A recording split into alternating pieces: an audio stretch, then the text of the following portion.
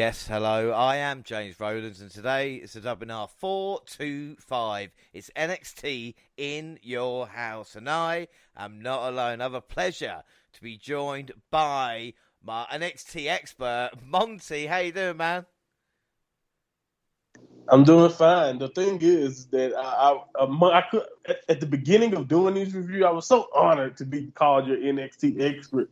But now, when I talk about NXT, I'm just worried. I'm hoping people are still watching. Like it's rough. It's just funny to me how the dynamic has flipped. But I'm happy to be back on another review, though. Yeah, without a doubt. Like I said, NXT may be not what it once was, but that's why we hold out hope. And today we have got NXT Update with 3 episodes of NXT to catch up on, the In Your House and the Fallout. But we will start with a little bit of news because NXT is returning to live events in Florida. It has been announced, and we've already started with the dates as well, which again is only a good thing in my eyes because the talent who are, as we're seeing in 2.0, very, very fresh, are getting to work in front of different crowds, which is, how important is that, Monty, you know?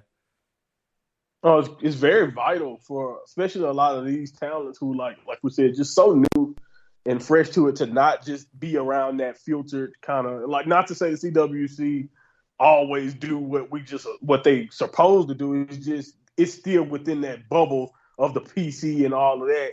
So going on tour, feeling the environment of different crowds and all of that, and trying your stuff on the road, and also, more importantly, in my opinion, for a lot of the talent, it's just getting more reps. Like, I feel like a lot of these people would benefit or would have made a better impression on me from the beginning of their career if they just were given more opportunities to work and figure out what they want to do once they get on television before they were premiered in front of us.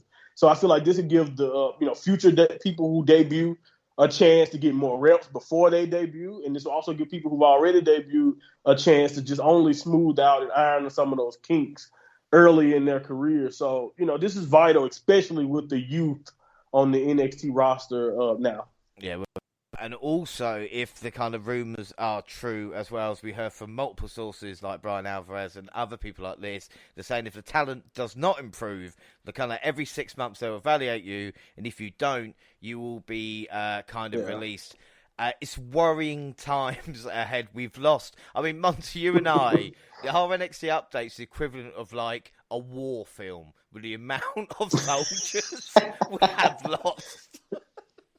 We need somebody to edit, like, just a nice, collage of just everyone who's left, and like it's filling up. Like, oh my goodness, it's crazy. I understand necessarily. I get it, but it's just like it's tough to me because if you're really new to the profession, now you're walking on eggshells, and just like, of course, you want to get better every 6 months, but it's just, I don't know. It's just weird, and like you said, with what their criteria is for what they want, you never know. We're hearing rumors that it could be names that we know already who could just disappear. And like I said, I just really feel for NXT creative. Like, you can't do it. You can't do anything longer than 6. You can't set any storylines in stone longer than 6 months. Like, at this point, you got to book it week to week because you never know if you can, complete your story. So, yeah, it's rough all around there. But I don't know. Maybe it can bring the best out of some of them. But at the same time, I think other people will be walking on eggshells, and they will only make them perform worse. So it can have a double effect. Well, this is the thing. You don't want to maybe step out of line if you know the kind of the wave of releases are coming up. You just want to kind of stick at that cookie-cutter routine. Right. And the other thing as well is that, if you're thinking to yourself, I cannot make a mistake, I cannot slip up, and then, like I say, you're not going to try anything that's maybe a little bit different as well. And also, like you mentioned, it's the talent that we know. Would it be possibly down to how they've been booked in NXT? Could actually the booking cause releases, because they haven't anything for them? If you look at Dexter Lumis and Dakota Kai, right, they're both talented. It had nothing to do with what they could do. Right. Yeah. It's the kind of storylines and where they went with them. So then, do we worry about others in NXT when programs? It's like, even weird. I mean, we don't talk about it, but it's like Ricochet the IC title to Walter. And I will note, I think he was the first NXT UK male talent to win gold on the main roster. But I was worried and thinking, what's next for Ricochet? You know, what are we going to do now? Would he be on the release list? Now, if I'm thinking that about him, then the talent in NXT, do you know what I'm saying? Exactly. 100%. Like, if we're not sure about guys the caliber of Ricochet and like their futures long term, what does someone who's only been in the business, 9 months themselves, what they're going to think about? Like, how can they, operate? So it's tough. Like I said, it can have a double effect, and you just, I don't know. I wish the best for all the talent in this situation, but hey, WWE have, no matter if it's main roster or NXT, in the last few years, they have had no problems with letting people go. So it's a reality, and it's just something that it seems like there's a new normal when it comes to following WWE now. Yeah, no, it really is. I mean, don't get me wrong. And the other thing that I try and fight against as well is people going, oh, with these talents, they'll be better off in AEW. AEW have got so much talent at the moment that it's bursting at the seams. So it's not kind of, like I said, it's competition, but maybe elsewhere if they can go, as we've seen, I think Timothy Thatcher went back to, went over to Japan. We've seen other people, Killian Dane doing his own thing now as well. So, like you said, it is interesting times, but there is, with the amount of wrestling we both watch, there is talent everywhere, which is a blessing and maybe a curse at the same time in a weird way. I agree 100%. Like, like we talk about, Impact is loaded and, with talent. And like if you go down the line, and I don't even necessarily watch them like that, but I know that they have, a lot of talent over there. So like, you start from there, you get to AEW, and then you can go across overseas, or then you can go down to Mexico. It's just like you said, we have great wrestling everywhere. So, in some ways, like you said, it's great as a fan to watch, and even as talent, it can be great. But at the same time, that also means you're going to have to, prove yourself constantly and consistently, because it seems like wrestling, especially in WWE right now, everything just keeps going. Like, we're on the move. We have people like Sasha Banks right now. You know what I mean? Not on television consistently. Like, so probably for the foreseeable future, for the time being, we have Sasha Banks, Naomi, talented women like that, not wrestling. But we still have immense women's talent on television every week. You know what I mean? So it's just, we're in a great time as fans, but at the same time, it's a very, very crowded time if you're a performer. Without a shadow of a doubt. But we are going to get on to NXT right now. Like I said, we've got NXT to catch up on. So we start May 17th.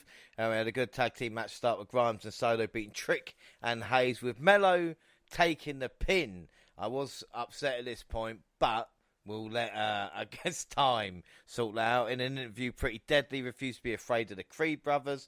We continued the women's break round with Lash Legend beating Tatum Paxley. And I've got to say, Lash's time in NXT UK has not helped at all. Bron Breakker stomped to the ring and refused Joe Gacy's invitation.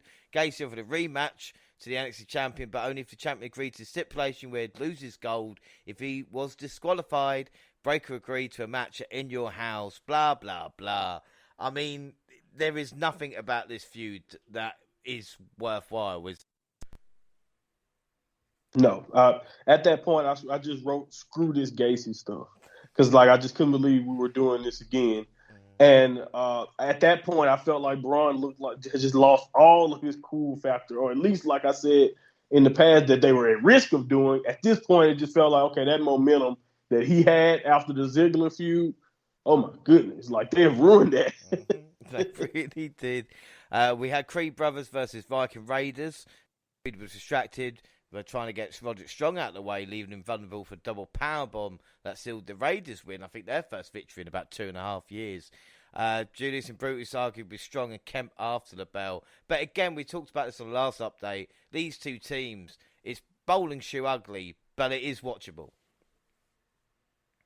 Oh, yes, man. It was incredible to watch, man. And, to be fair, I think the Viking Raiders have been overshadowed on the main roster. Even though I think they're great. I loved them when they were in New Japan. I liked them when they were in Ring of Honor before that.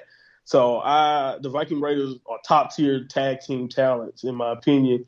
Please look up some of their stuff outside of WWE or even in NXT in their initial run. But stuff like this was also great, and it really made me want them in NXT more because not only do the tag team division need as many teams, legit teams that they can get at this point.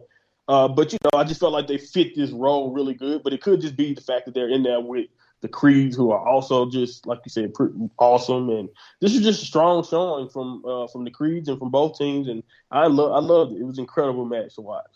Grayson Waller beat one of your favorites, Andre Chase. We had the NXT Women's Breakout first round with Roxanne Perez beating Kiana James with the Pop Rocks in the best match of the tournament so far, which isn't saying much. At all. No. Nathan Fraser and Wesley were putting on a show until Von fucking Fag. Oh my god! I ruined it. Oh, he made me want to cut the show off. It made me so mad. Like they were in the middle of just doing. It was gonna be special, man, and he just ruined everything. Besides Gacy, he ruins everything for me. Trying to ruin NXT UK, I don't know, man. I'm done with Von Wagner. That. They listen to the pod and they go, right. Who don't they like? Von Wagner, right. NXT UK talent, let's fuck them over. Come on, let's do it. I mean, don't get me wrong. Wesley took a wicked bump, but fuck Von Wagner, We also saw actually Sanga spoke quite well. The Indian Brawn babyface now is kind of inspirational, and that's kind of different from you'd expect me to scream or dance. That's kind of what they do. Yeah, with, that's pretty much what they do with them. It's unfortunate, but yeah, it's true. And then the main event, Santos Escobar versus Tony D, and they both walked out alone, leaving their crews behind. However, Tony D tried to find his crowbar. Oakenwild and Del Toro arrived with a weapon of choice. The fight broke out outside the ring with the Emperor planting the Don with brass knuckle punch to win. And I got to say, Santos carried Tony to a very good match. But I think this feud is far from over. Do you know? I don't think I've mentioned Stacks and $2 or whatever the fuck his name is, but I don't mind it per se, but it can't be long term. Yeah, I agree, and they, like you said, they're just fine. I guess so far they haven't done anything bad, but they also haven't really done anything special either. So, and with the names and the gimmicks, I don't know the shelf life of any of this really, but. This match itself, like I said, you could tell it was to continue the feud instead of blowing this off. But it still was really, really good. Definitely a pretty good performance. Definitely, like you said, Santos definitely got a great. I wrote that down wherever got a great performance out of Tony D here. So, I wasn't really into the turf war, but I didn't think this match was bad at all. So. And it's weird as well, and I will say, and again, don't want to generalise wrestlers or anything like that, especially with Santos, with the kind of Mexican Lucha Libre heritage, how good his facials are, and we're going to see this as we carry on. Yes, oh my goodness. Like, when you think, people usually wear a mask, whatever it is, the kind of, even like the nose flare, or the way his eyes, and he's not saying anything, but kind of what he's doing. It is top. Kind of, don't get me wrong, I'm looking at him and thinking, if they wanted to go with him, it could work, I agree. I love Santos, and you're right. He's just very enthralled with the character he's playing right now. I agree. Like, you can tell, like, he's on point. Right, we'll move on to May 24th. And I even messaged you this, and I was saying it was weird that I see Indian Duke facing the champs. There's more chance of them getting released than actually winning. Which is what we spoke about at the start of the show. Anyway, on to the show. Big Vito and Johnny Stamboli beat Edris Enofe and Malik Blade. Stacks and Two Dimes. Sorry, I get confused between the two. Wesley continues underdog story, losing to Sanga. Alba Fire had a work cut out in more ways than one against Electra Lopez, but this was as good as it could have been, I suppose.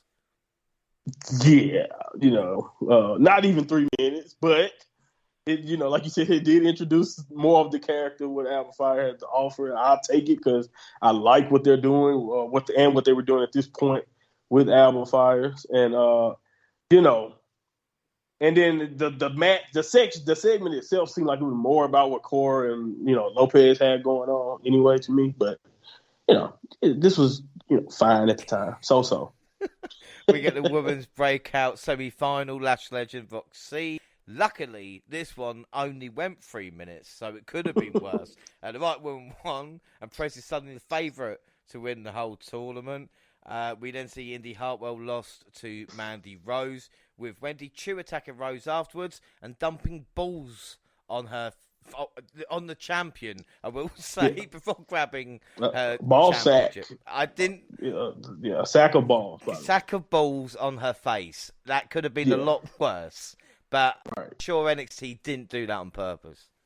I guarantee you they did not do that on purpose, right? Yeah, no way. And Barrett didn't repeat it, weeks after it on purpose either. He didn't keep letting us know that it was balls on Mandy's face. I'm sure Wade has dreamt about balls on Mandy's face for a very long time. But again, we'll move on to the breakout tournament. The second semi, stop it, Wade. Tiffany Stratton replaced an injured Nikita Lyons, and the crowd hated it, to beat Fallon Henley. I mean, she did all right, I suppose. That's all I'm going to say. Yeah, she wasn't bad there at all, man. Yeah, that's pretty much. I do think she has potential to be a star for WWE if she gets way more experience. And I'm not with this character. I don't know. I don't care about the father and all of that stuff. I'm not really into it. But if you think about it, like with her athletic background and her look, like WWE probably book her really well in the future. Yeah, and then the main event. Well, Joe Gacy watched from the stage. Stu Hudson and Bron Breakker fought on. The NXT champion got rolling. He accidentally blasted his opponent with a steel chair that Gacy threw in the ring, caused him to be disqualified. This was a hard-hitting match that delivered not only in ring, but I guess as a reminder of how quick Bron could lose it in your house. Yeah, it's true. I think it worked and that's the only reason why I thought this was a passable DQ. Like, I'm not really into those finishes, but I get it because the story they were trying to tell. I don't really care about the story though because I want it to be over so much. So I know what they're doing. I get it. Them trying to show that he will snap and all that type of stuff. But as long as Gacy is involved, I'm not really I don't really care. But I do, like I said, I literally wrote here, please, NXT, please do not be insane and book the title on Gacy. I don't care how much the main roster may be interested in Breakker. So this did start to make me wonder, I'm like, would they do this on a DQ finish? So I think it accomplished its goal by doing that. I think without doubt. We'll move on to the last NXT before In Your House, May 31st, and Roderick Strong told the Crees and Ivy Nile to have the night off as he and Damon Kemp faced Pretty Deadly. Yes, boy! Kemp impressed, but, and I got to say this, I've praised Prince in the past, but it was too obvious when he was talking to Kemp. At least, have a smirk on your face or look like you're talking smack, not actually giving him instructions how the match goes on. Anyway, Strong was distracted when the Crees came down and lost the match, but I guess there's no point crying over spilled milk. That's clever, everybody. That's a good one. It's a good one. It's a good one. That's why I had to let it breathe. Fun stuff, though. It was fun stuff from both teams here, man. And I thought, Roddy did what he's supposed to do with carrying the match, but, Kemp didn't look bad.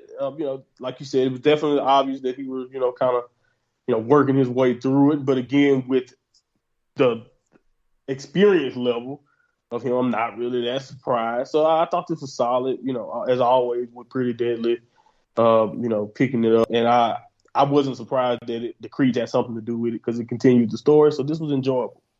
Yeah, without that. Well, Tony D, Stacks and Two Dimes walked onto the Gardo's yacht while Alexa Lopez was not convinced by what the Don was selling.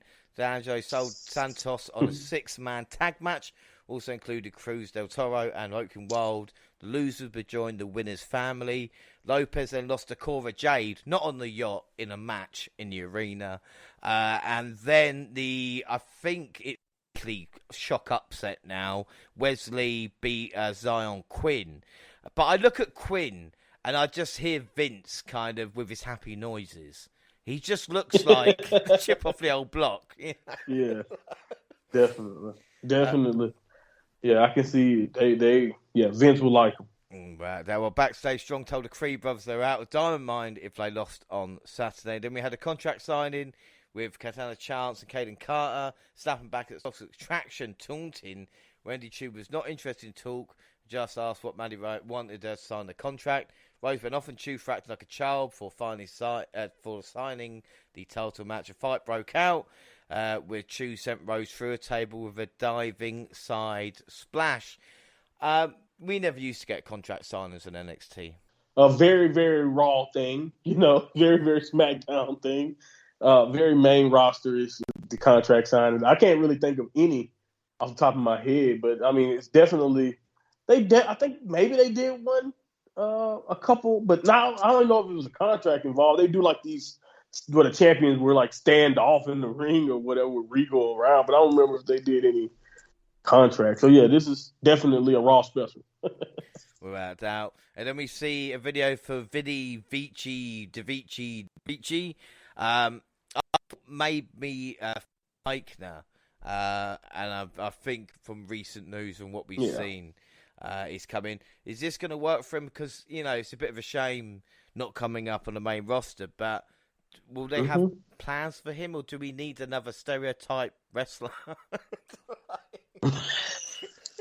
Well, that last one answers itself. No, we do not need another one. No, I don't think so. But yeah, I don't know. I can't tell you. I liked Fabian Eichner. I always say that. I thought nothing was wrong with that name anyway. So I think maybe he definitely needed a character switch now that he wasn't going to be associated with Imperium. But I don't, but maybe that has some of his real name in it. I'm not sure. I don't know. So here we go with this. I don't know what it's about. I'll give it a shot because I respect him as a performer and all of that. And I think he can possibly make something out of this. But we have to see where they go with it because, like you said, you never know with 2.0 what direction they're going to take a story in or what direction they're going to take a character in. And, if he just premieres talking differently and he just pops out of nowhere and gets beat by Von Wagner, it doesn't do anything for him. But, depending on what they have him doing, and who he's working with, I think his work will be impressive either way. So we'll see. Yeah, right. I mean, the thing is, if he had been called up with the other two, he would probably called like Luigi Mario now. I suppose, there is this kind of balance to that. Moving on to NXT, Solo Sikoa beat Duke Hudson. Waller beat Briggs with Von fucking Wagner attacking afterwards. Ivan Earl beat Kiana James. In the main event, Cameron Grimes beat Nathan Fraser. This was the best thing on this show by a country mile. Oh my goodness. Best match, I wrote it. Best match of these batch of episodes, like going into In Your House. Oh man, by far. And we both like these guys. I think we both have respect for obviously for Grimes and Fraser. So they went at full speed in the main event, and Fraser left a great impression. And I thought this was just great. And when NXT does stuff like that, it's crazy how much better it is than the rest of 2.0. You know what I'm saying? Like, it's just crazy how much better it is than the status quo around there. So that was incredible. Well, we're going to move on now to In Your House, June 4th. We started off with a half-hour kickoff. Mackenzie Mitchell with Sam Roberts. We see Carmella Hayes and Trick Williams interrupt from backstage, and they talk some trash. And Hayes says he can't stand how Grimes walks or talks, but he does fight with passion and raw emotion and gives everything he's got. Hayes says no matter how great Grimes is, Hayes is at a level no one else can reach, and tonight we will welcome back the A champion. We then go to Ivy Noah approaching Strong and Kemp. She asks if Strong has calmed down for last week, and he apologises for snapping, but he did mean what he says, and the Creed brothers will be out of the group if they lose tonight. And then we see Mallet Blade and Edris Nxtiyh join the panel with a kind of new look for each man. Blade is wearing a suit. Nxtiyh introduced himself as every woman's dream. And Nxtiyh introduced himself as Mr. 200 pounds, Mr. 6 feet standing up and 7 feet laying down. Again, we spoke about Blade and Nxtiyh, and when given chances, they are quite entertaining. And it's weird to think if, again, with the booking of them, they could be a duo who, could actually be doing something. Yeah. Oh, yeah, they definitely have. I think that's what this was, and I think as we see going forward that they're going to be featured more. I just mentioned earlier, the tag division is desperate, for someone to be not only just bodies or people to fight, but they need tag teams that you take seriously. And I think as characters, they're obviously going to entertain, but I think also they're solid in every showing they've had, even though they've basically gotten the squash treatment for the most part. They've been competitive and impressed, in my opinion, for the most part in the matches I've seen. So I think they have a bright future if things are done well and they're not, and if they can also parlay some of this entertaining stuff that they do backstage and they can play off of it and make them also, mix in what they do in the ring and maybe start picking up some victories. And I think they'll be, the sky's the limit for them, with the right booking. But we'll see what happens. We did say the same thing about 2.0 last year before they got released. So that's kind of what worries me about it. Right. Fair enough. These two guys have got something about them, but we'll see what happens then. We'll move on to the main show. The open video is based on the old In Your House intros, complete with Todd Pettengill. The memories. Doing the voiceover to run down the card.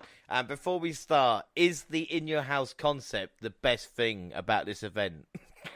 Not to be horrible, but when it's in your house, I wouldn't mind WWE, like Raw or SmackDown having it in your house pay-per-view. Probably make more sense than the stuff we got now, I agree. I don't know why always was a nice concept, if you ask me.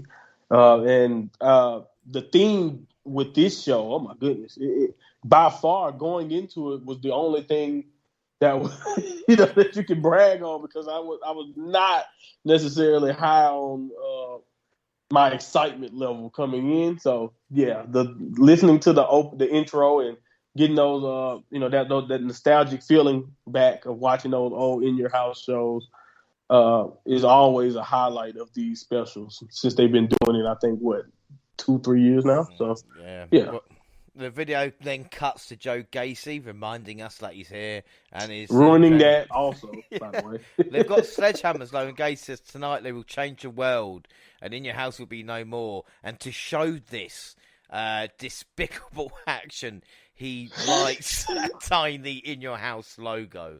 I mean, that sends a message, Yeah. Well, do you know the particular message? He doesn't like A4 posters. That's what... He's got valuable information. He's got a problem. That's why, people in the crowd, he hates signs. Anyway, so we start the action with 6-man tag team match. The Legado del Fantasma versus Tony D, Stacks, and Two Dimes. Like I said, losing team has to join the winners. During the Legado's entrance, referees find a crowbar, which seems to be planted by Tony D. We also got a video with Tony Galante narrating about how this is about controlling the streets and imposing their will. Well, Dottore worked Tom at the start, but he's able to bring Escobar to clean house. Everything breaks down, and Del Toro and Wild hit stereo springboard dives to the floor. Escobar loads up a Super Hurricane Runner, but Stack makes a save, send him crashing to the mat. Wild comes back in for a running kick to the face, Russian leg sweep on Two Dimes, with Stacks making a save. The 6-way slug out is on, but Tony D's crowbar is knocked away. Wild crowbar Stacks, but Tony D gets in a brass knuckle shot to knock Wild silly. Stacks out on his feet, he's shoved onto Wild for the pin and the win. Monty, what do you think of this? I like the feel of this match, man. The crowd was really, really into it. Like I wrote down, listening to the crowd, you would think this build was perfect, and this was like one of the hottest feuds. And I guess maybe to them it was. To me, I wasn't really into the build, so But I did like the focus on the mind games at the beginning from Tony D and Santos, like the way they were staring at each other most of the time when they weren't in the ring. And like you said, facial expressions from Santos were great here. And the big family brawl spot, and then when Santos basically got his hot tag and he just started to kind of take over, I really enjoyed it. The finish, although I chuckled at the way it was executed, because I kind of like him pushing Stacks into the pin, or I think it was 2 down and push Stacks. I like the way they did that. It was kind of like, all right, overbooked way to do this in my opinion. But I thought this was good fun. The fans kind of were a little too into it, in my opinion, because I thought the match was good, but they wasn't doing anything. I don't think they wouldn't do on like a good 2.0 tag, a 6-person tag match. They weren't doing anything that special to me. So, but I thought it was all solid, and I gave it 3 3/4, and it went the way I expected to. So that was a plus. What about to say? Imagine this crowd watching House of Black versus Death Triangle. Exactly. Like, oh my goodness, they would have been. Yeah, exactly. That's a great point. They would have been tearing things up. I think going crazy, like with how.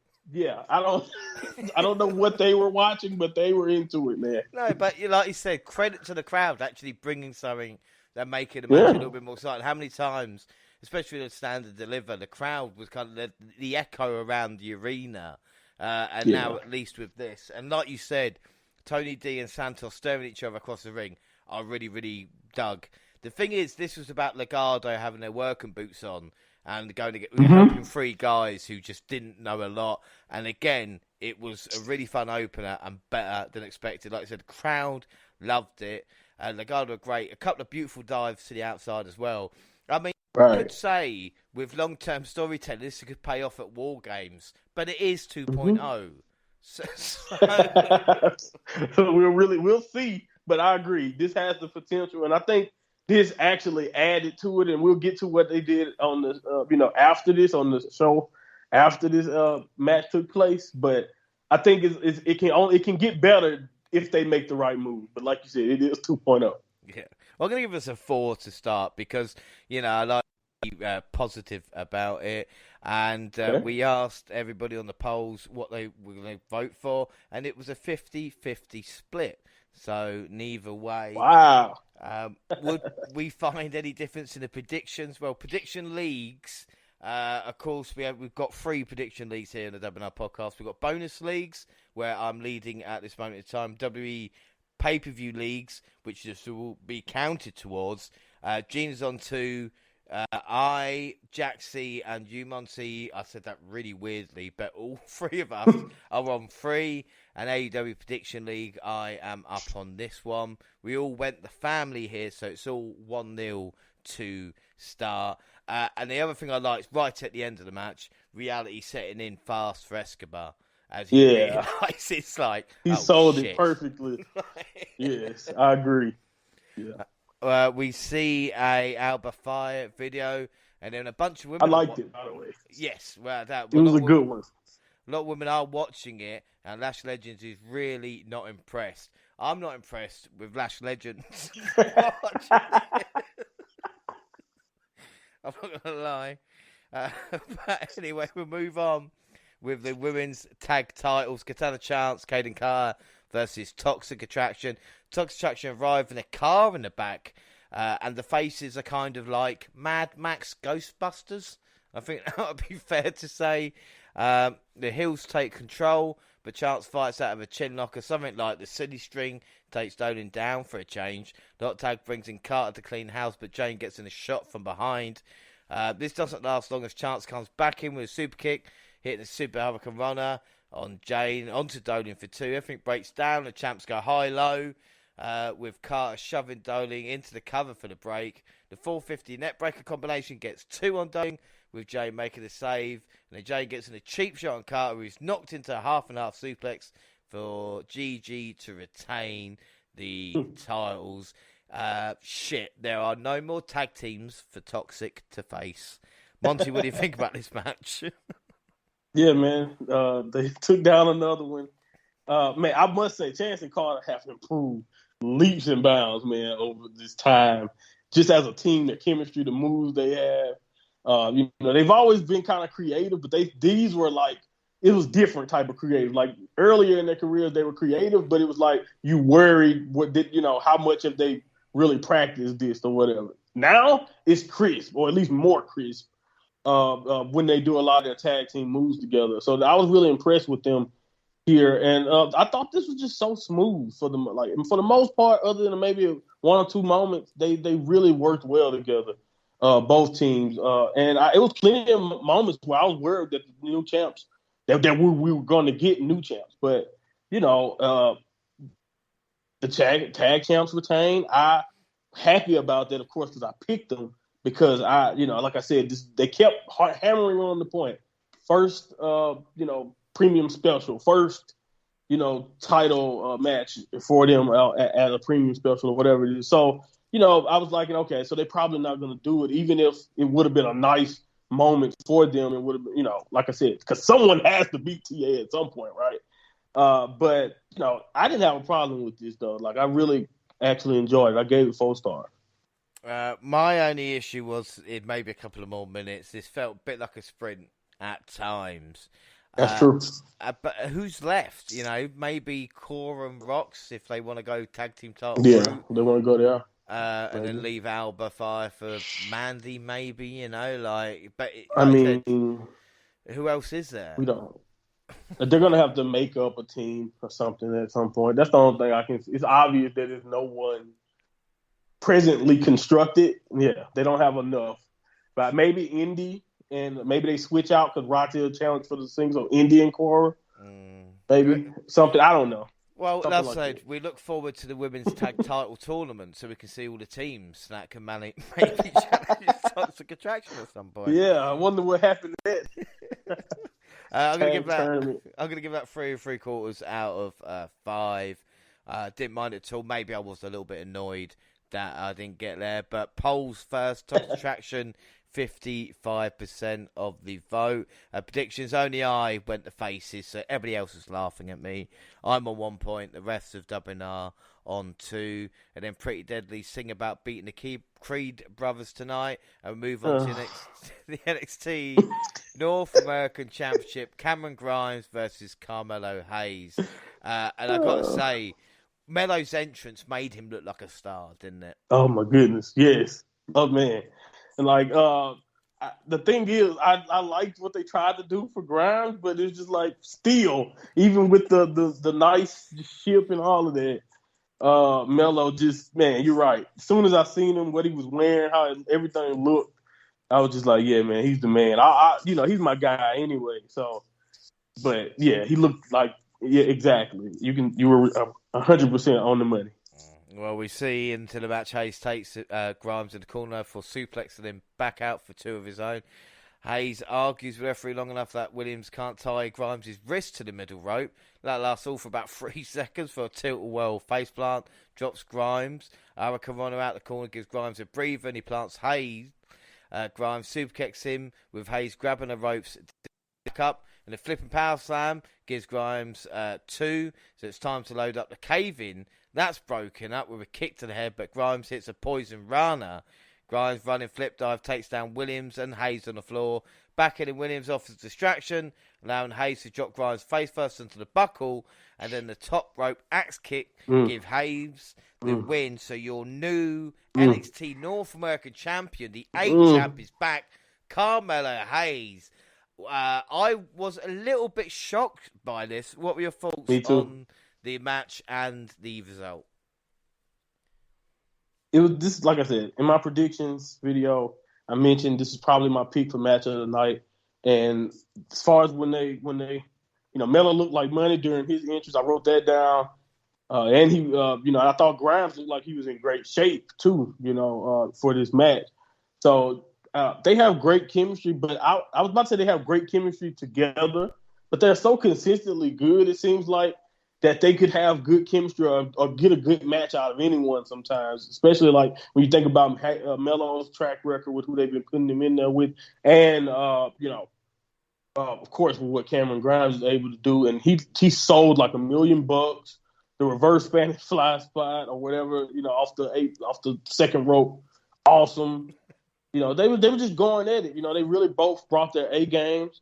I just, my only complaint is Trick, the kind of finish, the involvement there, the kind of distraction. But and I didn't really know after the finish. I'm like, okay, so you're doing this solely because you don't, is this more of a solo type of thought process move or what? And that's what immediately made me think, because I'm with you. It just felt so weird that Grimes lost this, because I felt like he needed this to validate the reign in the first place, because he's pinning the former champion could validate him as North American champion, at least better than just the defenses he has so far. So him, I don't know. I do understand trying to protect Grimes from losing to Solo, though, maybe, but I don't know. I don't necessarily know if this is the wrong move, but it's still a tough move when it comes to what Cameron Grimes can do next. And maybe you can say Trick's involvement protects him a little bit, but at that moment, I don't know. I was really, really curious after this to see where we go with Grimes after this. But as far as Melo winning the championship back, that's my guy. I love him. He killed it, and I gave this match 4 1/4. I have no problem with him being the champion again. But I don't know. As far as at the expense of Grimes, that's the thing that makes me feel, kind of rough. Well, this is the thing. He looked like a fucking idiot, did Grimes. I mean, what has happened to him? His new trick was getting him to a babyface to come out when it's like numbers against you. It's not kind of fighting the odds. It just makes him look like a fucking idiot now, because the amount of he could have, even the point of Solo Sikoa could have come out to be in his corner to kind of watch the action, because he wanted next, and it actually made more sense. Even if Solo then had not got involved, because he then the story of he sees Melo as an easier opponent to beat than Grimes, or whatever. Like when they're walking to the ring, you have Grimes attack Trick or something. You know what I mean? Yeah. Solo attack Trick, like get him out the way, like anything. I agree, because especially when you're going to have that as the finish, the distraction, it just makes Grimes look like a complete idiot. And especially like, oh, have you watched Melo wrestle like in the last year or so? Like, come on, man. So, yeah, I agree. there. Grimes has gone from one of the kind of, he's gone from like one of the biggest pieces and loved guys on the show to just kind of so bland and just stupid now. And that's what not... A babyface is not that. I mean, you were right about holy shit for the reverse Spanish fly off the second rope. I mean, wow. And a really nice closing sequence as well. But Melo don't miss, and I need to learn that. I agree. I'm going to give it 4 1/4 as well. Like you said, this was outstanding stuff. It's Cameron Grimes, 67% of the vote. So again, I think everybody was surprised. Predictions, we all went Grimes as well, so it's 1 still overall. We see Joe Gacy ready to take care of the present and future by winning the NXT title. Maniacal laughter ensues, just from him, I suppose. And then we get a recap of Wendy Chu versus Mandy Rose for the women's title. Rose is tired of being told she doesn't deserve to be champion. She's now ready to keep it from someone as ridiculous as Wendy Chu. Now, a lot of people were moaning that Wendy Chu wasn't a legitimate challenger. But I will ask you, if not her, then who could it have fucking been? Who? Then who? 100%. Like, you would have said the same thing about Lash Legend, Stratton. Like, just go down the list of whatever woman you could think of, besides maybe Roxy, who obviously had other pressing issues going on. So, like, again, who's the Cora? Another rematch, she lost twice. Like, I'm serious. We can go down the list, and you can say that. Even make a case against Indy Hartwell. Like, who she beating to prove that she needs this again. So, I'm with you. Who else? If you give me a person, then maybe, I'll listen. Yes, exactly. The women's title was on the line, and we get the big match intros, allowing Chu to shoot a slingshot at Rose. That has Chu beaten in the fights, back into it. Rose is in control a lot. She manages a spine buster on the floor for a 9 count, followed by a spine buster for 2 back in size. We now pause for Rose to tear up Cho's pillow, which annoys her so much she hits a drop kick to start the angry comeback. Chu unzips her tracksuit to reveal a toxic attraction shirt for grabbing the sleeper.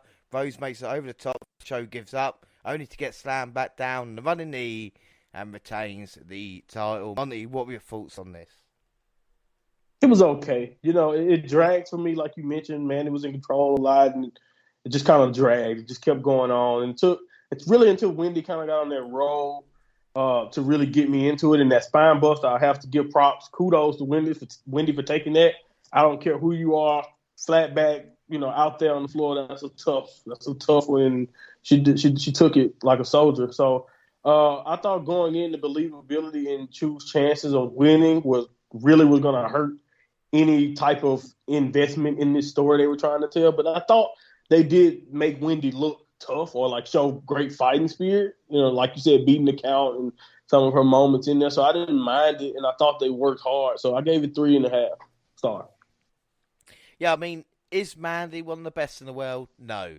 But she is sure as shit improved in these past 8 months, which I guess That's true. Is one of these things that we 2.0 wanted for Mandy Rose. Toxic Attraction, there might have no challenges NXT, but we've seen this before with Undisputed Era, so we know about dominant groups, and they are main roster ready now, whereas Mandy sinks or swim is another thing. But here, she is, like we said, the top at this moment in time. Wendy has given everything to this gimmick, and if the rumours are true about Tian Sha maybe returning on the main roster, she will be ready for that as well. But for me, this is the best Mandy has looked, but the finish was bad. I'm going to give this a 3.5. Just, it's good. It's been interesting to see what comes next for Mandy. We talk about it, but the challenges are kind of not few and far between. Yeah. Like, even if you want that moment to happen for Roxy, you can make the case that it could be a little too soon, a little premature. Cora Jade would have to it'd be her third attempt. Maybe they can do a final attempt down the line, maybe, and give it to her. Like, those are the candidates that immediately, come up, especially with Lions gone, because, hell, I can make the case that they probably going to book Lions to win the whole thing and have Roxy lose the last legend if she don't get injured. I hate to suggest that, but I'm telling you, it was definitely a possibility. So, but anyway, going forward, I have no clue when it comes to her, who will dethrone her. But they have Indy Hartwell also too there, So we'll have to see. We'll have to see what they decide to do. But you're right, the challenges are thin now, even here. So someone is going to either have to step up, like an Ivy Nile maybe or something. So we'll have to see. It's weird because it's like, don't get me wrong, I've got problems with strong champions. It's like Alba Fire. But when you look at like Bron Break and you look at what's coming next as well, and you think there's no one there that's going to beat the champions at this moment in time. It's kind of really weird situation we're in with like, this is the future. Just see how long we have to wait, I suppose. But poll-wise for that, Mandy Rose with 67%. And also got one of the most favourite replies to this poll. Nick Boston, who replies on all of them, put Mandy Rose, and William J. Daly put, who are they wrestling tonight? Which you guys, Anyway, we'll move on. Predictions. We all went Rose, so it means I am losing 3-2.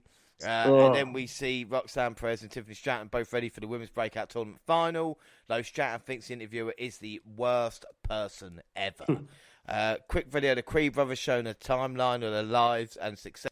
I think when I saw this timeline, I realised I was fucked. Me too. Agreed. We hit it as soon as the timeline popped up. It flashed in both of our heads at the exact same time. Like, nope, we're done.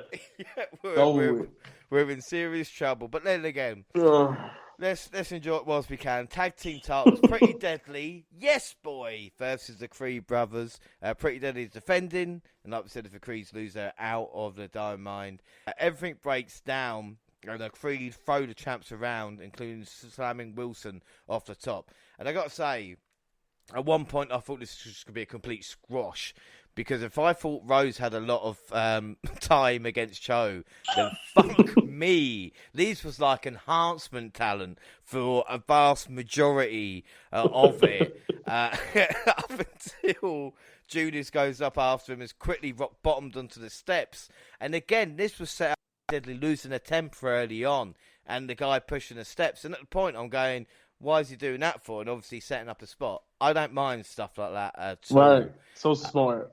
So smart. Well, back in the ring, and the armbar goes on Julius, setting up a Boston Crabs to stay on the back, and I guess send a message to Roderick Strong. Julius powers up and knocks Prince down, allowing a tag off to Brutus. House is, of course, cleaned, including Brutus' top rope elbow to a standing Prince for 2. Hold on low as Julius teasing the title as led in by Prince, only to look at his dad in the crowd. Again, what chance did we fucking have? I was like, please, why don't y'all tell me that during the build that the parents are gonna be in the front row? Like that's part of this. Like, come on, talk to me, man. You can't do this the night of. It's just fuck and me. Expect me to predict that. Like, and so Dad's had tears in his eyes, and he said to his son, "No, do it properly." Julius threw down the title, and Brutus slammed Wilson, setting up a shooting star press. And if that wasn't enough, the sliding forearm, give Creeds a win, and your new NXT Tag Team Champions, the Creeds. But my God, the shooting star looked great. But remember what happened to Brock? I think the clothesline was a little bit of an overkill. I'm not going to lie here. What did you think of this match? Man, like I said, the pick, as far as my pick went out the window as soon as I saw the timeline. And the family is there. It's just like, yeah, that I gave up on it. So I just tried to enjoy the match. And, you know, I really think the Creeds are just naturals, man. They get it. They just get it. And they worked really well with the team that we were respecting Pretty Deadly. And you just saw their star potential here. I thought this was all about them. And they just look special, you know. They just look special here. And I thought Pretty Deadly did a good job of doing what they usually do with the tricks and being like crafty and, you know, and I just think they were in a perfect position to be the heels here in this situation for the Creeds because of the way they wrestle. So it just kind of worked perfectly when they were being underhanded and all of that. So and even with the belt spot, like you could just see the story being told with the parents and the look. And I'm like, okay. And then I definitely got out of my seat for that shooting star press. With the finish, and clothesline was definitely overkill, but it worked. And even if I thought Pretty Deadly's reign was over prematurely, we did say it was going to be, I do remember specifically saying that it was going to be a good payoff when they finally won. And I still thought this ended up being a good one, even though I wish the story going into them finally winning the tag champions was less about Diamond Mine splintering and more about an actual feud with the tag title. That was my only thing going in. You know, if they wouldn't have focused so much on the Diamond Mine splitting, I probably, you know, wouldn't have went with the Creed. I probably would have said if this was a tag team like feud about the title, I probably would have leaned more towards the Creed because I know they deserved it. But this was still a great match. I gave it 4.5 stars.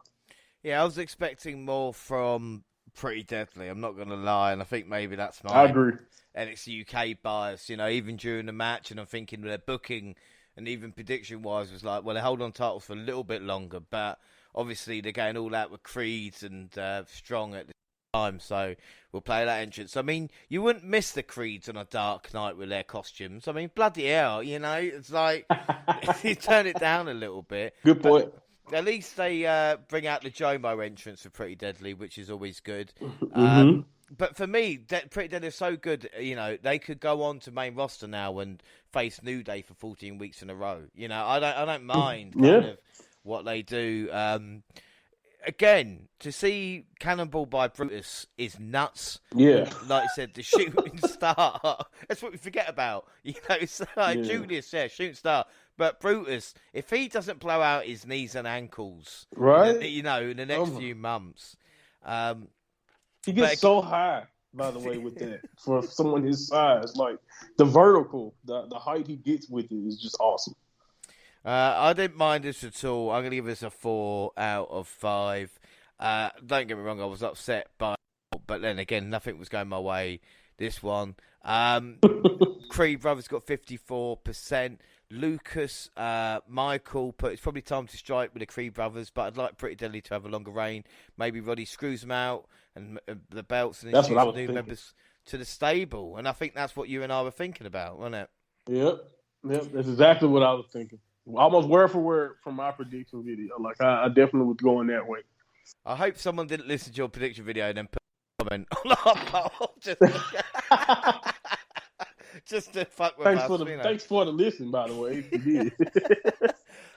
Well, predictions. Monty, you and I did go Pretty D. Jackson and Junior went to Creeds. So it means... Yeah, so it means... It means I'm on 2 points. Monty, you're on 3. Jackson Junior on 4. So the NXT experts in last and third place at this moment in time. But we have got the Great American Bash on July 5th to look forward to. Yay! Oh my God! Well, I put my best foot forward. That's all I gotta say. I'm disappointed. I was hoping. I hope that they picked Pretty Deadly. I couldn't fucking believe. To be fair, I have said to him, especially Jaxley, I couldn't believe it. But then again, they didn't want to play. Wow. And I said, you never know. And so next time I will learn my lesson. Here you go. That's what I'm saying. Yes, leave them out of this now. They're kicking my ass. Leave them out of this. Well, we see the video package for Bron Breakker and Joe Gacy. Even WWE's production team can't make this a video worth watching.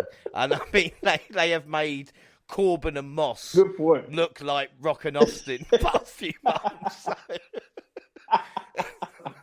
Good point. That's a really good point. So we'll get on to can save it. Nothing. The main event, NXT title, Joe Gacy, Bron Breakker. And we're going to start with Breakker making his comeback, including sending Gacy to the floor, hitting I'll call it the Undertaker dive to the outside. Gacy grabs a chair and hits the mat for throwing to Gacy, a la Eddie Guerrero. Hello, Eddie Guerrero. Cue another referee to say, not so fast, meaning the match continues. I mean, at that point, did you think possibly they were going to fuck us like that? And have Gacy get a cheap win? I don't know. At that point, yeah, it was definitely a shot, but I don't know if I wasn't really just into it at that point or not. But I figured they would, get it started. But it was definitely a little close call. Yeah, I think this match definitely. That's what I was even going into it. I thought they're going to need to use, like you see, the chair shots and all this kind of jazz. Even maybe, like you said, a false finish or the referee involved. Right. We saw Gacy off the apron through the announce table, back in the Steiner Bulldog. Breakker grabbed the chair. It doesn't happen as the Breakker hands it away. And Gacy hit him with a low blow. Roll up for Gacy, but only 2. Breakker grabs the chair again, but hits one of the minions instead. The spear cuts Gacy down, and then the Gorilla Press Power Slam, and Bron Breakker is still your NXT champion. I mean, after he tried doing Eddie, I think Gacy should have spat in his face with Bron holding the chair to close instead of basically what we saw at WrestleMania 30. I'm not going to lie. This was exactly the same finish, I think, as Cena versus Bray Wyatt. But what did you think of this main event? It was better than the first match, and particularly for Gacy. He really, I think, had the best showing that he's had during this whole mess. But it also this also just reconfirmed to me that the story that they were trying to tell here accomplished nothing. Because Braun, I guess you could say, came close, but not really to breaking. He never really broke, and and Gacy wanted him to, and I thought maybe we at least would find out who the Druids with the sledgehammers were or whatever, but that didn't happen either. So that's obviously going to be going on much later. But, at that point, I was just really hoping that this was over, like I said, going into it. And I was just happy that Breakker won. So I gave it 3 3/4, and I did not think I wanted anything more than for, this to be over. Yeah, I think that is the problem. And I think when it comes to NXT and the NXT Championship and everything through the years, when it comes to this match, and it's just kind of like, let's just get through it and move on. It's not, it's not main event caliber. The crowd didn't care about it because they never saw Joe Gacy as a threat. The similarities to him and Bray. Don't let him do the upside down thing in the fucking corner, Len. If you want to kind of move away, right. It's so stupid. Even with Joe Gacy going, oh, and you could, and this might start a fucking argument. Joe Gacy might be a better worker than Bray Wyatt. He's solid. That's the point. That's the thing I hate the most about adding all of this supernatural and all of this other stuff. I actually, before they kind of started to make him even weirder than he already was, I actually liked him in the ring, or at least I saw he had a nice foundation, and he's definitely better than a lot of what they already had in 2.0, or what they were starting to debut at that time. Anyway, so it's kind of messed up to me that now all of this Bray Wyatt talk and all of these constant comparisons and weird, the supernatural, whatever they got him doing, is more of the focus now instead of the fact that he's actually really capable. And I don't think it's that far of a stretch if you watch his work. Some people will just get mad because of the name value of Bray Wyatt and all that. But no, and we're not talking about as a character. You're talking about in the ring. Yes, and in the ring, Gacy can bring it. Yeah, Gacy can bring it. The Fiend character is one of my favourite characters that we've had in a very long time. But I couldn't name you. When someone's like, name me 5 good Bray Wyatt matches. Yeah. It would be difficult. He has a lot of moments. Yeah, my favourite matches. Match. Yeah, it's not. Yeah, I agree. Probably same with Daniel Bryan, But anyway, that's with Joe. Like I said, it's not bad, but it'd be interesting to see where they go with him now. Poll-wise, I'm going to give that 3 3/4 out of 5. Yeah. It wasn't offensive, but,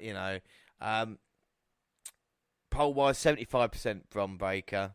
Not really much surprise. And TN Hill put, only way Gacy wins if Bron is going to the main roster. And, of course, that did not happen. Predictions.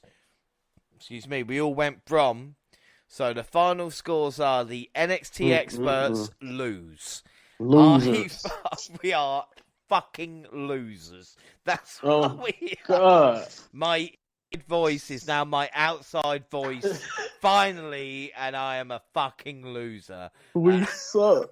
We do. NXT. I have been following NXT for 7 fucking years, and I am losing to people who have never watched it. Right. Picking at random, most likely. Yeah. Probably picking at random, and we watched this stuff. Should I listen? You know what? Yeah, are they booking at random? Should I listen to NXT Update for help in my predictions? No. Just close your eyes not at all. and randomly pick. That's what it shows. It is a scientific experiment. And at this moment, we are losing. So I'm on 3. Monty, you finished on 4. Gina, Jackson on 5. Point each to Jackson, Gina. Fair play. So the pay-per-view scores after In Your House is Gina joins you and I now, 3 points, and Jaxie takes the lead on 4. But we did have Hell in a Cell. And as people listened on Tuesday to Jaxie, myself, and Select Match Pod, this is what happened. Monty and I actually won. There we go. Redemption.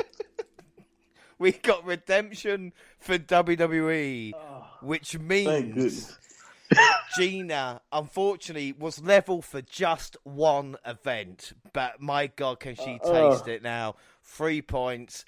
Monty, myself, Jaxie, all on 4. So what about that for a turnaround? We were behind for just one event.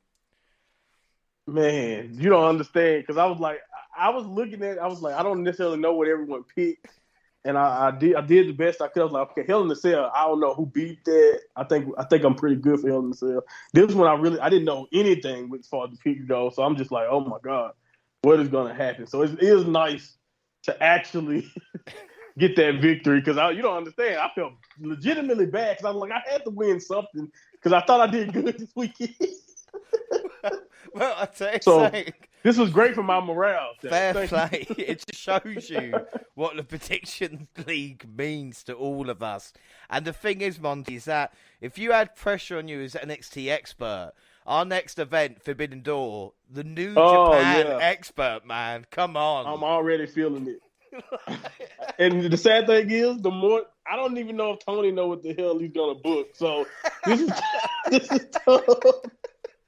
This is gonna be tough, man. Everybody but I'm will be looking at you. Yeah, everybody will be expecting you. So and that is it. Like I said, the AEW predictions will be coming up next, but we're not at the moment. We've still got the event to finish.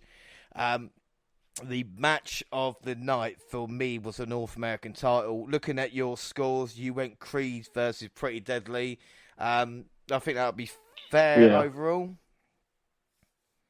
Yeah, that's what I would go with. As much I definitely love Melo, and then that finish, I just don't like it. Like you said, making Grimes look that way took away from it. But I was more invested in after watching all of the dramatized, because they really dramatized that match for the Creed for us with the family and all of that. I was like, okay, you got me. You swept me up in it. I feel it. Okay, I'll take it. I liked it. So, yeah, we'll just go with the tag match. And MVP of the night, for me, it is part of that tag match. It could have been Brutus for the Cannibals, but I'm going to give it to Julius because that shooting star, I can't believe he agreed to it. Yeah, 100%. I always write multiple names, so I do want to give honorable mentions to Santos and Carmelo, but that shooting star press definitely won me over. Without a shadow of a doubt. And then overall rating for me, well, 2 title changes and only 2.5 hours. It's just what I want. Mm-hmm. So I'm going to give us an 8.5 out of 10. It wasn't the great. It probably wasn't a match of the year candidate in here, but for an event, especially coming off Double or Nothing, which is important to mention, to have 2.5 hours of Takeover. It's not Takeover anymore, and with the way it went, you weren't waiting around, and it was quite enjoyable. Was it? Is NXT what it used to be? No, but 8.5, because it's still quite an enjoyable show for what it actually is. What about you? Yeah, man, everybody worked hard, and like you said, I wrote this down, enjoyable premium live event. So I definitely enjoyed this. And even the ones I got wrong, I was kind of glad I got them wrong, because I actually thought that what I predicted with all those people with the retains in there probably would make this a little bit more of a boring night. So the shock kind of did make this a little bit better at times, even and then of course the match quality. If you just talk about everything, I really liked 3 out of the 6 matches that happened, and I thought even the other one was solid. At least TV level matches. So I gave it an 8 out of 10. I enjoyed it. I think, and that's the important thing. It is still enjoyable. Yeah, like I said, it's not what it used to be.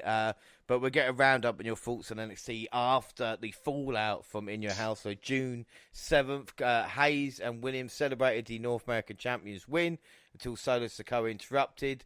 Grayson Waller refused to let Sikoa take his shot, helping the Hills in the ring stomp down the challenger. That's setting up something for a little bit later. We then see Briggs. He can beat Von Wagner, but NXT UK, fuck no.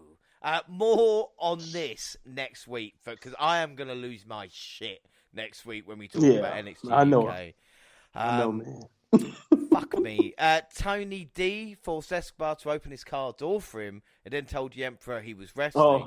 He faced Nathan Fraser. So Nathan Fraser got a big win over Santos. What were your thoughts on the story match?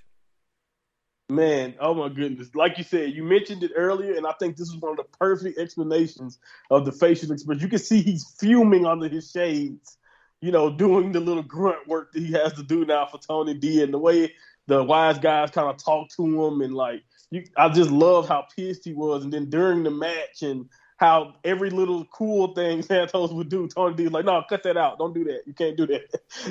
I love the little control that Tony D is obviously abusing over Santos. And we know Santos is a prideful, that's just one thing I know about his character, with Legato and all of that. He's a very, very prideful man. So to watch him get treated like a grunt was just very compelling to me. And obviously James Frazier is not a kid. Like he's gonna be a big deal for NXT. You can just tell the way they're booking him and what they think about Frazier going forward, and the facial expression towards Tony D throughout from Santos in the match was just awesome.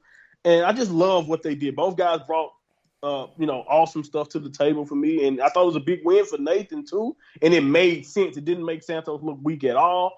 And this actually is the first time. Screw all the, they acted well, but screw all the vignettes, screw all the other stuff. This is the time where I feel like they finally kind of have me on a hook now for where they're going with this family story. Because watching the way Santos is now as just not being the boss that we've come to expect, I thought they really did great with it. We'll see if they continue on, because you know how 2.0 is, roller coaster, but I think they have something here if they can continue to weave it, like you said, maybe even for War Games down the line.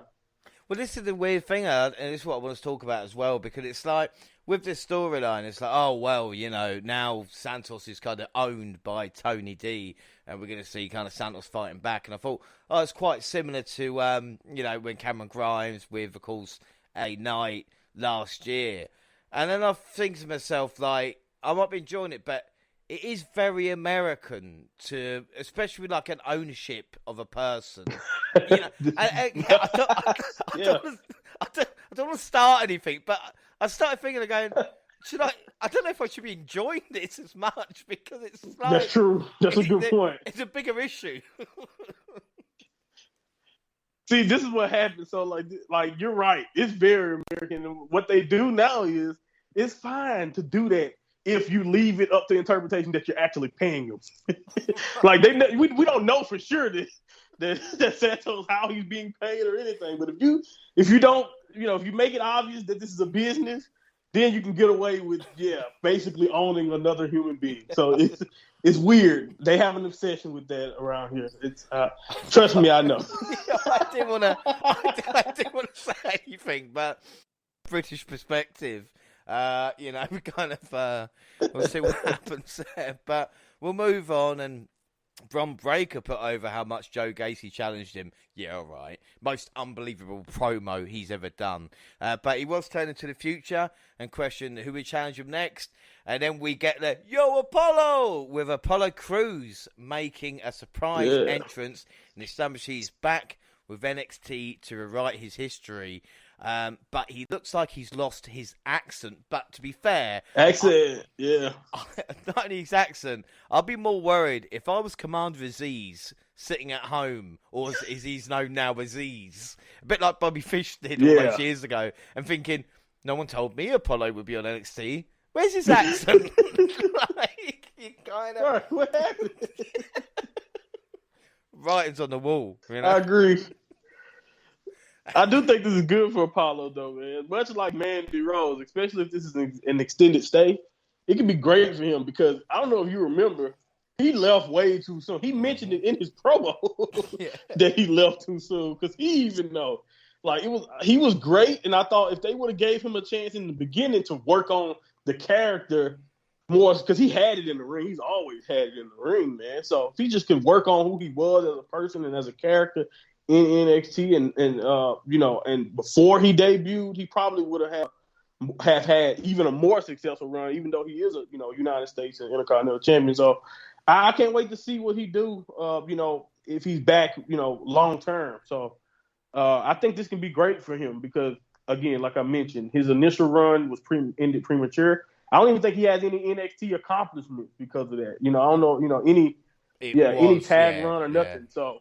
Yeah, so I think this is going to be great for him. Yeah, without a doubt. Right. And like I said, it'd be interesting. He has been officially moved to NXT roster now, so this is kind of make or break moment. It'd be interesting to see what happens. More on him in a second. But the NXT Women's Breakout Tournament Finals, Roxanne Perez versus Tiffany Stratton. And the Stratton went for a pop-up moonsault. Perez rolled away and hit Pop Rocks to win. I'm going to give him that, even though she nearly missed, the moonsault. Cora Jade celebrated with Perez and handed her title contract she had earned. Toxic Attraction arrived to taunt the winner. Mandy Rose kept talking till Brawl broke out, and Indy Hart helped even the odds. Jen, do you know what? Tiffany Stratton did all right in this one. This was a good match. Of course, Roxanne was the right choice, but with the involvement of Indy there, like we talk about, there's 3 women, 6 women there. We're going to see title matches, but what permutations, we're not sure. Exactly. I feel like I'm not sure what combination they want to go with. Do they want to go Roxy and Core for the tag? Do they want to go, mix it with Indian Core, Indian Roxy? I mean, I guess they do have the choice, the flexibility here. But we'll see. I do think, like we mentioned, all the women's champions need something fresh, something new. I cannot wait until we can get characters like Alba Fire into the mix, as she continues to establish herself. So we'll get to her later. So I don't know. We'll see.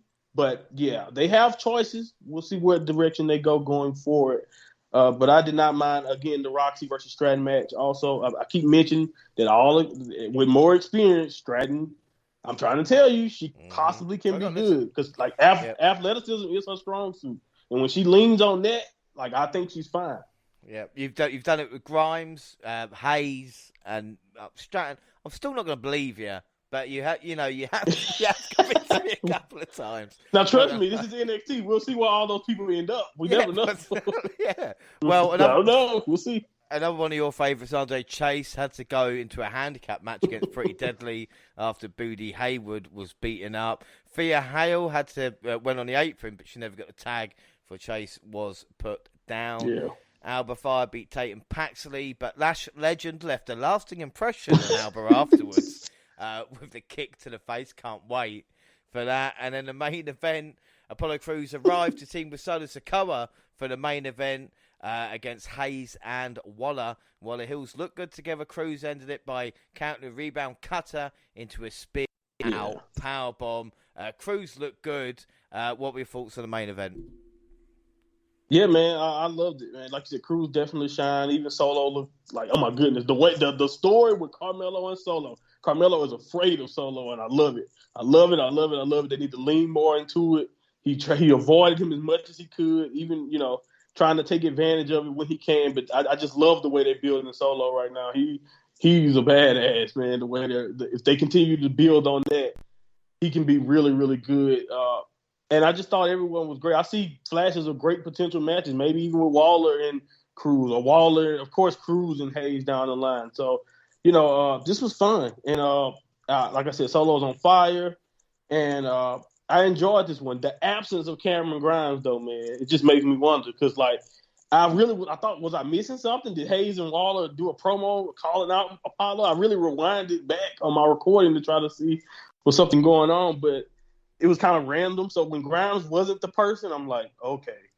And now I'm worried. Because now it's like you don't know what you're going to do now. You took the title off of me. You don't have, it wasn't a plan right immediately after taking the belt off of him. So I was worried. I am worried about him. I did want to mention that. But the match and seeing Crews here was great.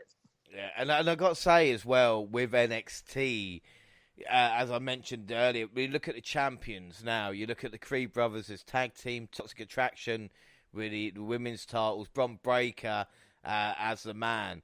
That is your future of WWE there. We have got it in place, and it's just about kind of building up the other players, so to speak, and see what's coming next. I'm pleased with Roxanne and the Hurricane and the breakout tournament.